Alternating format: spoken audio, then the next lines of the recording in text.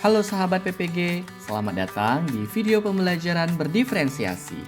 Perkenalkan, kami dari kelompok 4 yang beranggotakan Nenti Siditonga, Syahir Sastri Habibi, Yanti Harahap, dan Teddy Sianturi. Pada kesempatan kali ini, kami akan menjelaskan mengenai aspek-aspek pembelajaran berdiferensiasi. Nah, bagi sahabat PPG yang belum tahu apa-apa saja aspek pembelajaran berdiferensiasi, yuk simak video ini sampai selesai ya. Nah, sahabat PPG, tahukah kamu bahwa aspek-aspek pembelajaran berdiferensiasi terdiri dari 4 aspek. Aspek yang pertama adalah aspek konten, yang kedua adalah aspek proses, yang ketiga adalah aspek produk, dan yang terakhir adalah aspek lingkungan. Nah, aspek pertama adalah aspek konten. Aspek ini merujuk pada apa yang diajarkan dan sumber atau materi yang digunakan oleh siswa untuk mempelajari konsep. Dalam diferensiasi konten, guru memberikan materi pelajaran yang disesuaikan dengan kemampuan minat dan kebutuhan belajar siswa. Ingat ya sahabat PPG, harus sesuai. Nah, berikut ini adalah contoh dari diferensiasi konten berdasarkan tingkat kesiapan siswa. Perhatikan dengan baik ya. Untuk aspek yang kedua adalah aspek proses. Aspek ini mengacu pada cara siswa mempelajari materi. Diferensiasi pada aspek ini melibatkan variasi dalam strategi dan metode pembelajaran yang digunakan. Beberapa siswa mungkin lebih memahami melalui kerja kelompok, diskusi, atau proyek.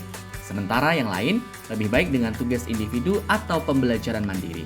Ini dilakukan untuk memastikan bahwa setiap siswa dapat mengakses dan memahami materi dengan cara yang paling sesuai dengan gaya belajarnya.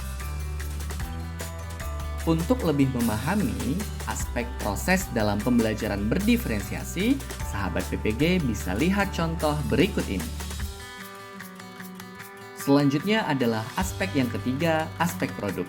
Aspek ini mengacu pada hasil ataupun output yang diharapkan dari siswa sebagai bentuk evaluasi atau pembuktian pemahaman mereka terhadap materi yang dipelajari, yang dibuatnya beragam sesuai dengan kemampuan minat dan gaya belajar, namun masih tetap mengacu pada tujuan pembelajaran yang sama.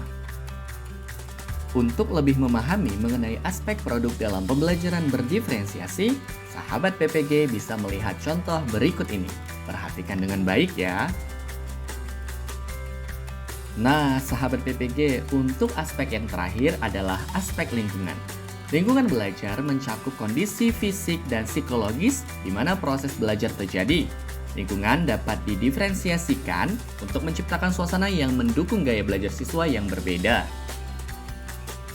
Nah, sama seperti ketiga aspek sebelumnya, untuk memahami pengertian dan konsep dari aspek lingkungan, sahabat PPG bisa melihat dan memperhatikan contoh berikut ini ya. Nah, sahabat PPG sudah mendengarkan mengenai penjelasan aspek-aspek pembelajaran berdiferensiasi. Gimana nih? Apakah sahabat PPG sudah mengetahui dan bisa merealisasikan pembelajaran berdiferensiasi di kelas nantinya? Dengan demikian, pembelajaran berdiferensiasi bukan hanya sekadar tren, melainkan sebuah kebutuhan untuk menciptakan lingkungan belajar yang inklusif dan memberdayakan setiap siswa. Dengan mengakomodasi perbedaan gaya belajar, minat, dan kemampuan, kita sebagai guru maupun calon guru membuka pintu bagi setiap siswa untuk mencapai potensi maksimalnya. Mari bersama-sama menciptakan kelas yang lebih relevan, menarik, dan bermakna bagi setiap siswa. Sampai bertemu di pertemuan berikutnya.